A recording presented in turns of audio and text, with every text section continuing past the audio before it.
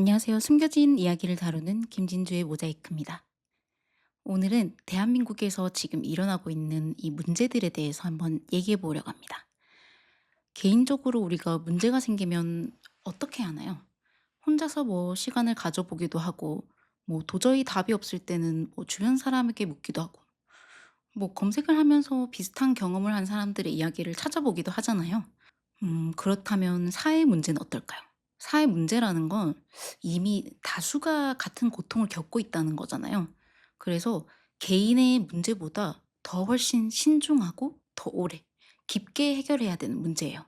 그렇다 보니까 사회 문제는 한 사람이 아니라 어떤 기관, 입법조사처라든지 법제처라든지 여러 기관들이 역할을 나눠서 함께 해결해 나갑니다. 그러면 갑자기 급증하는 사회 문제들은 어떻게 다뤄야 할까요? 요즘 쿠팡 과로사에 대한 이야기가 끊이진 않잖아요. 저도 새벽 아르바이트를 해본 사람으로서 생체 리듬에 맞지 않는 일을 한다는 게 얼마나 큰 고역인지 알기 때문에 이 상황이 굉장히 마음이 아프더라고요. 그런데 제가 놀랬던 지점은 과로사라는 이 사회 문제에 대한 해결책으로 쿠팡의 새벽 배송을 금지해야 한다라는 주장이 나왔다는 거였어요. 물량이 일정 수준을 넘으면 뭔가 배송 인력을 더 뽑게 한다든가 뭐 근무 구조를 개선시키는 게 아니라 갑자기 새벽 배송을 아예 없앤다는 해결책이 나오는 게 너무 비현실적이라고 생각했어요. 현재 쿠팡에서 배송을 하시는 분들은 대부분 개인 사업자이거나 개인 사업자를 낸 가맹주의 고용 형태로 이루어지고 있어요. 이게 쿠팡의 정직원이 아니라는 이유로 관리 감독 체계가 조금 더 소홀해질 수 있기 때문에 그걸 보완한다든지 이런 얘기가 아니라 '서비스 자체를 없앤다.' 이런 방식이 '과연 적절할까?'라는 의문이 들었습니다. 물론 새벽에 일하는 건 정말 힘들죠. 하지만 그만큼 야간 수당을 통해 생계를 유지하시는 분들도 분명히 있거든요. 만약 새벽 근무 자체가 건강에 치명적이기 때문에 이걸 금지해야 된다면 그게 더 큰일일 것 같아요. 물류센터, 뭐 배달음식, 편의점, 경비 등 모든 새벽 업무는 멈춰야 돼요. 새벽 업무를 하지 못하면 어떻게 되나요? 그 주간의 업무들이 더 과밀화되겠죠. 그리고 이 대한민국의 모든 시스템들은 불안정해질 거예요. 결국엔 우리가 새벽에 아무것도 못하는 통금 시대로 돌아갈 수도 있어요. 그와 비슷하게 지금 해결하고 있는 사례가 검찰청 폐지라고 생각하는데요. 사실 검찰청 폐지라는 기사가 처음 나왔을 때 다른 이슈들처럼 잠깐 떠들고 말 이야기라고 생각했어요.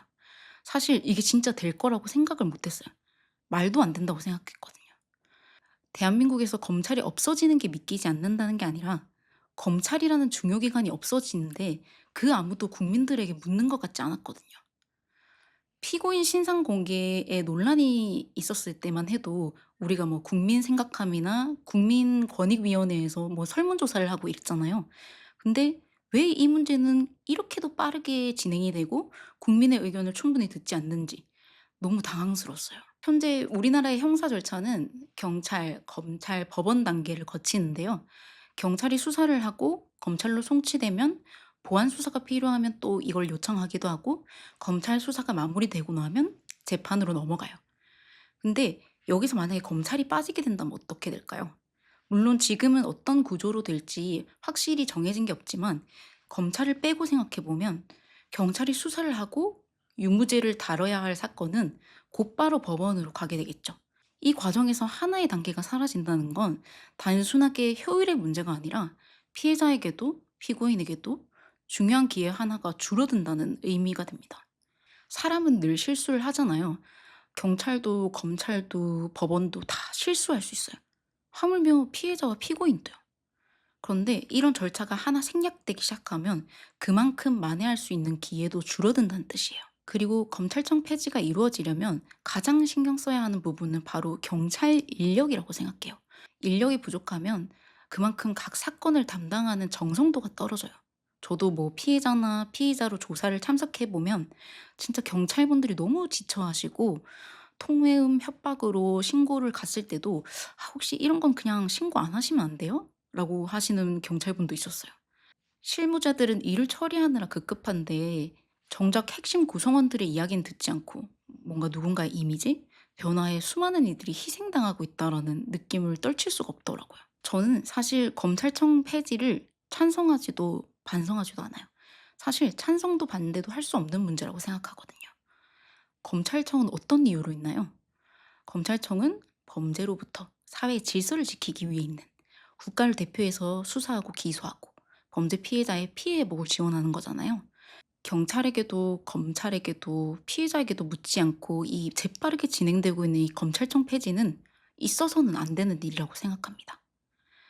검찰이 없다면 피해자는 가해자와 직접적으로 싸워야 해요. 또한 경찰에서 수사한 제목에서 또 다른 제목으로 바뀔 가능성이 매우 줄어들겠죠. 저도 처음엔 상해 사건이었거든요.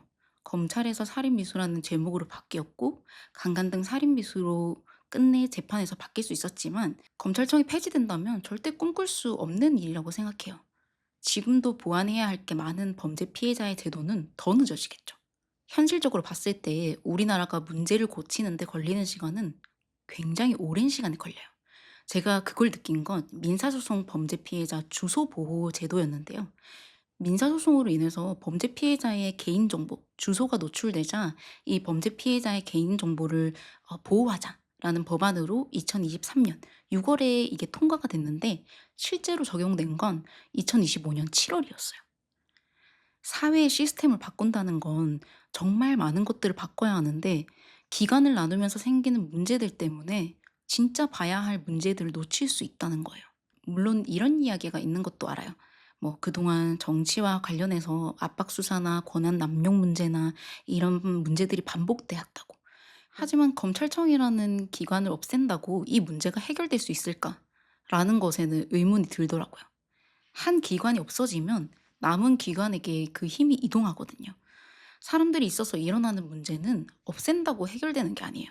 반드시 또 다른 데서 그 문제가 다시 일어나기 때문에 이게 정말 정치적인 압박 수사가 문제라면 그를 제재할 수 있는 제도를 마련하고 부처를 두고 그와 관련된 수사는 제재를 가할 수 있도록 하는 게 더 중요한 문제이지 않나라는 생각을 했습니다. 사람은 누구나 자극적인 결과를 보면 그게 대표적인 사회 문제라고 생각할 수 있어요.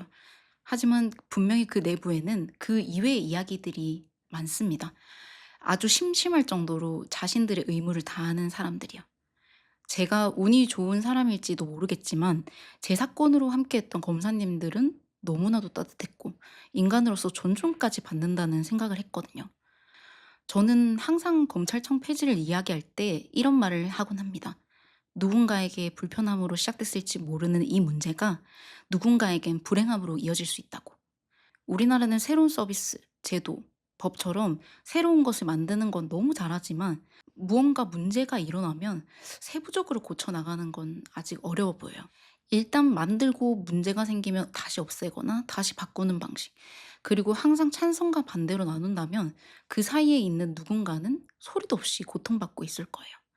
저는 문제를 고치는 데 있어서 핵심 당사자들의 이야기를 듣는 것만큼 중요한 건 없다고 생각합니다.